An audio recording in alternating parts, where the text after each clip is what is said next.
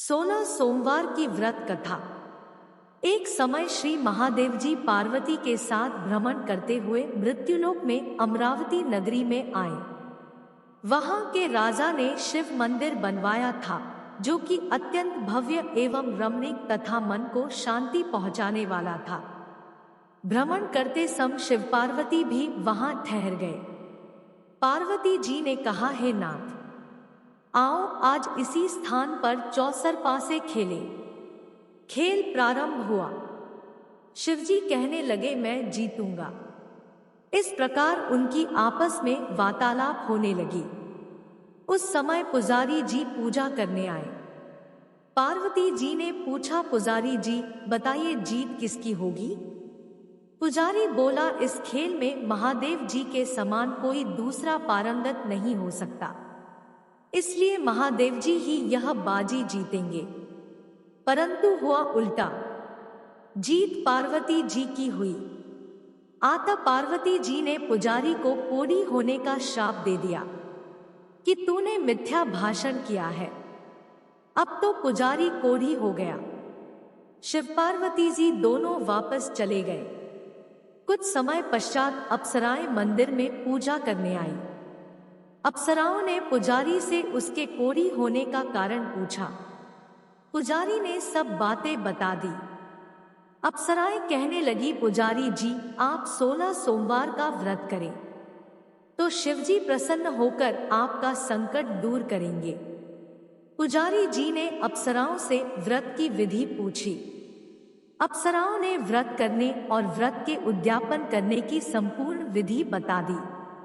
पुजारी ने विधिपूर्वक श्रद्धाभाव से व्रत प्रारंभ किया और अंत में व्रत का उद्यापन भी किया। व्रत के प्रभाव से पुजारी जी रोगमुक्त हो गए। कुछ दिनों बाद भगवान शंकर और पार्वती जी पुनः उस मंदिर में आए तो पुजारी जी को रोगमुक्त देखकर माता पार्वती जी ने पूछा, मेरे दिए हुए श्राप से मुक्ति पाने का तुमने कौन सा उपाय किया? पुजारी जी ने कहा, है माता, अप्सराओं द्वारा बताए गए 16 सोमवार के व्रत करने से मेरा यह कष्ट दूर हुआ है। पार्वती जी ने भी 16 सोमवार का व्रत किया, जिससे उनसे रूठे हुए कार्तिकेय जी भी अपनी माता से प्रसन्न होकर आज्ञाकारी हुए। कार्तिकेय जी ने पूछा, है माता, क्या कारण है कि मेरा मन सदा आपके चरणों में लगा रहता है? पार्वती जी ने कार्तिकेय को 16 सोमवार के व्रत का महत्व तथा विधि बताई। तब कार्तिकेय जी ने भी इस व्रत को किया तो उनका बिछड़ा हुआ मित्र मिल गया। अब मित्र ने भी इस व्रत को अपने विवाह होने की इच्छा से किया। फलत वह विदेश गया। वहां के राजा की कन्या का स्वयंवर था। राजा ने प्रण किया था कि हथिनी जिस व्यक्ति के गले में वरमाला डाल देगी, उसी के साथ राजकुमारी का विवाह करूंगा। यह ब्राह्मण मित्र भी स्वयंवर देखने की इच्छा से वहां एक ओर जाकर बैठ गया। हथिनी ने इसी ब्राह्मण मित्र को माला पहनाई तो राजा ने बड़ी धूमधाम से अपनी राजकुमारी का विवाह उसके साथ कर दिया। तत्पश्चात दोनों सुखपूर्वक रहने लगे। एक दिन राजकन्या ने पूछा, हे नाथ, आपने कौन सा पुण्य किया जिससे हथिनी ने आपके गले में वरमाला पहनाई? ब्राह्मण पति ने कहा, मैंने कार्तिकेय जी द्वारा बताए अनुसार 16 सोमवार का व्रत पूर्ण विधि विधान सहित श्रद्धा भक्ति से किया, जिसके फल के कारण मुझे तुम्हारे जैसी सौभाग्यशाली पत्नी मिली।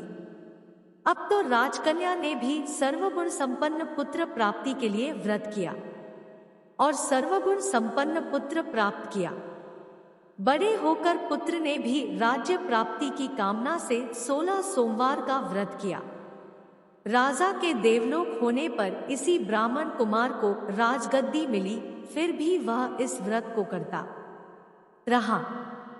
एक दिन उसने अपनी पत्नी से पूजा सामग्री शिवालय ले चलने को कहा, परंतु उसने पूजा सामग्री अपनी दासियों द्वारा भिजवा दी। जब राजा ने पूजन समाप्त किया तो आकाशवाणी हुई कि हे राजा, तुम इस पत्नी को त्याग दो, नहीं तो राजपाट से हाथ धोना पड़ेगा। प्रभु की आज्ञा मानकर उसने अपनी पत्नी को महल से निकाल दिया। तब वह अपने भाग्य को कोसती हुई एक बुढ़िया के पास गई और अपना दुखड़ा सुनाया तथा बुढ़िया को बताया, मैं पूजन सामग्री राजा के कहे अनुसार शिवालय में नहीं ले गई और राजा ने मुझे निकाल दिया। बुढ़िया ने कहा, तुझे मेरा काम करना पड़ेगा। उसने स्वीकार कर लिया। तब बुढ़िया ने सूत की गठरी उसके सिर पर रखी और बाजार भेज दिया। रास्ते में आंधी आई तो सिर पर रखी गठरी उड़ गई। बुढ़िया ने डांटकर उसे भगा दिया। अब रानी बुढ़िया के यहाँ से चलते चलते एक आश्रम में पहुंची। गुसाई जी उसे देखते ही समझ गए कि यह उच्च घराने की अबला विपत्त की मारी है। वे उसे धैर्य बंधाते हुए बोले, बेटी, तू मेरे आश्रम में रह, किसी प्रकार की चिंता मत कर। रानी आश्रम में रहने लगी, परंतु जिस वस्तु को वह हाथ लगाती वह वस्तु खराब हो जाती। यह देखकर गुसानी जी ने पूछा, बेटी, किस देव के अपराध से ऐसा होता है?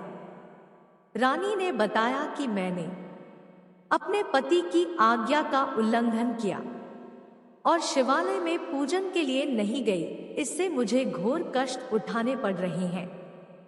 गुसानी जी ने शिवजी से उसके कुशलक्षेम के लिए प्रार्थना की और कहा, बेटी, तुम 16 सोमवार का व्रत विधि के अनुसार करो। तब रानी ने विधिपूर्वक व्रत पूर्ण किया। व्रत के प्रभाव से राजा को भगवान शंकर ने स्वप्न में दर्शन देकर कहा कि तुम्हारी पत्नी ने अपनी सजा भुगत ली है, अब तुम उसे अपने पास वापस ले आओ। तब उसने अपने दूतों को उसकी खोज में भेजा। आश्रम में रानी को देख दूतों ने राजा को बताया। तब राजा ने वहां जाकर गुसानी जी से कहा, महाराज, यह मेरी पत्नी है, मैंने इसका परित्याग कर दिया था, कृपया इसे मेरे साथ जाने की आज्ञा दें। शिवजी की कृपा से प्रतिवर्ष 16 सोमवार का व्रत करते हुए वे आनंद से रहने लगे और अंत में शिवलोक को प्राप्त हुए।